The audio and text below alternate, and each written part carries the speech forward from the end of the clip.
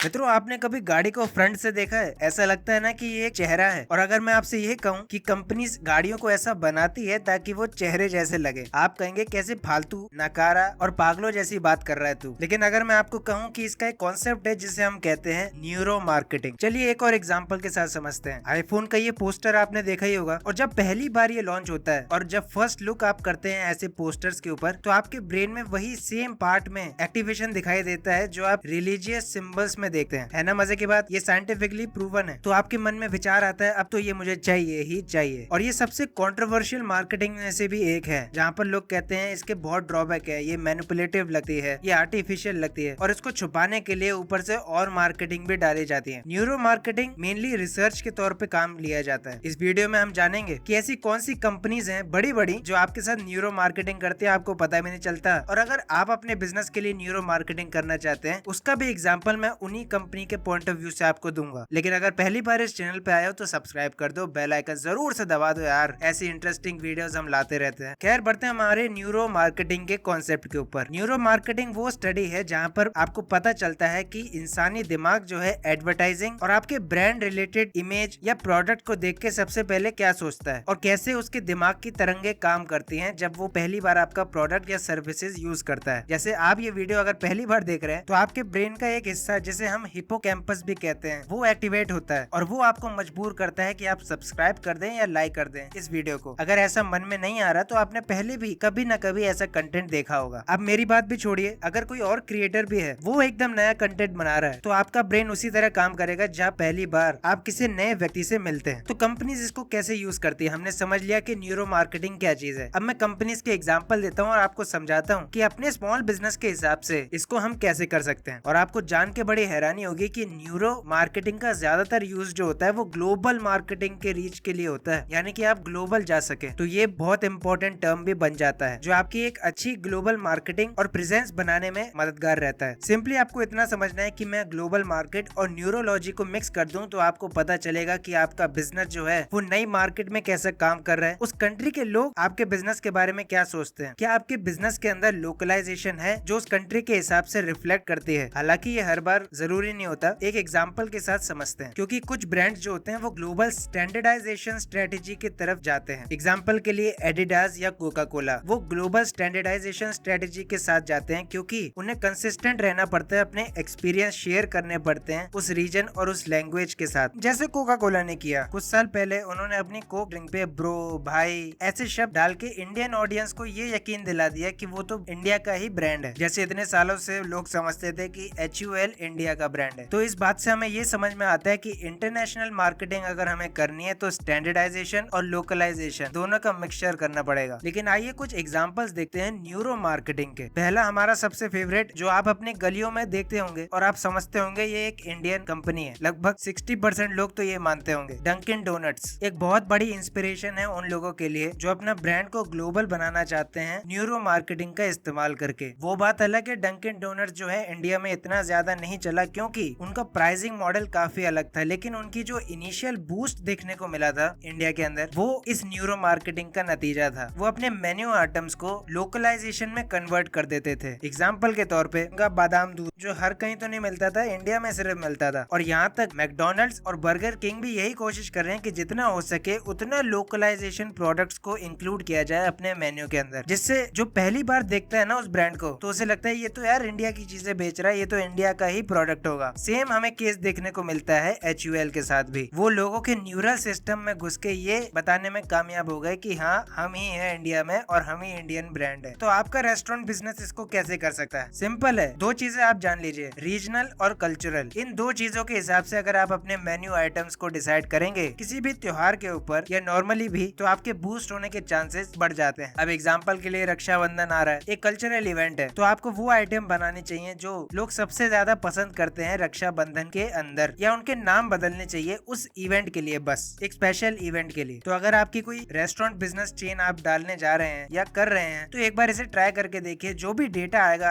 आपके सामने उसको आप कंपेयर करना आगे आने वाले इवेंट्स के साथ। अब आप ये कहेंगे यार तूने तो बता दिया, लेकिन हम कैसे ये पता करेंगे लोगों को क्या पसंद है उस त्योहार के दिन या नॉर्मली क्या पसंद रहता है? तो आपका जो सबसे ज्यादा बिकने वाला आइटम है, जैसे एग्जाम्पल के तौर पे मान लेते हैं कि पिज्जा है, तो आप और वेरिएंट्स निकाल दीजिए बाकी चीजों को हटा के सिर्फ पिज्जा की उसको बंडल्स में क्रिएट कर दीजिए। यानी कि रक्षाबंधन भाई बहन का त्योहार है तो आप उस पिज्जा के साथ एक कॉम्प्लीमेंट्री चीज दे सकते हैं और आपके डिजिटल मार्केटिंग टीम को बोलिएगा कि एक हैशटैग चालू कर दे, ये बंधन तो प्यार का बंधन है, जैसे पिज्जा और बर्गर, भाई और बहन। वैसे कैसा लगा ये आइडिया कमेंट करके बताना। एक और कंपनी का एग्जांपल देता हूँ मैं, जो शायद बहुत फेमस कंपनी है और ये भी न्यूरो साइंस का इस्तेमाल करके अपने प्रोडक्ट्स को बेचती है, वो है नाइकी। देखिए नाइकी उन कंपनीज में से एक है जिन्होंने अपनी ग्लोबल प्रेजेंस जो है वो ज्यादातर इंटरनेशनल स्पॉन्सरशिप से ली है। जैसे मैनचेस्टर यूनाइटेड को वो स्पॉन्सर करते हैं। अब देखो यार, आप तो इतने ज्यादा अभी रेवेन्यू नहीं जनरेट कर रहे जो स्पॉन्सरशिप करें किसी भी इवेंट को, भले ही नाइकी को इसमें बहुत ज्यादा हेल्प मिली हो। लेकिन नाइकी का एक कैंपिंग भी चलता है जिसका नाम होता है नाइकी बाय यू। वहाँ पर वो सीधा आपके हिप्पोकैम्पस में इम्पैक्ट करता है। नाइक बाय यू एक को क्रिएशन प्लेटफॉर्म है नाइकी का, जो कि एक अलग ही स्ट्रेटेजी के साथ आगे बढ़ता है इंटरनेशनल मार्केट्स के अंदर। और अगर पहले कुछ लोग होंगे इंडिया में जिन्होंने नाइकी ब्रांड्स को यूज किया, वो ये चीज जानते होंगे। वो अपने नाइकी शूज के डिजाइन की पूरी पावर कंज्यूमर को दे देते थे कि आप डिजाइन करो आपको क्या चाहिए, जिससे कस्टमाइजेबल प्रोडक्ट्स की डिमांड इतनी ज्यादा बढ़ी नाइकी के अंदर कि लोगों ने ऑटोमेटिकली खरीदना चालू कर दिया कि अब तो हम भी डिजाइन करेंगे और नाइकी के शूज लेंगे। और जैसा कि इंडिया के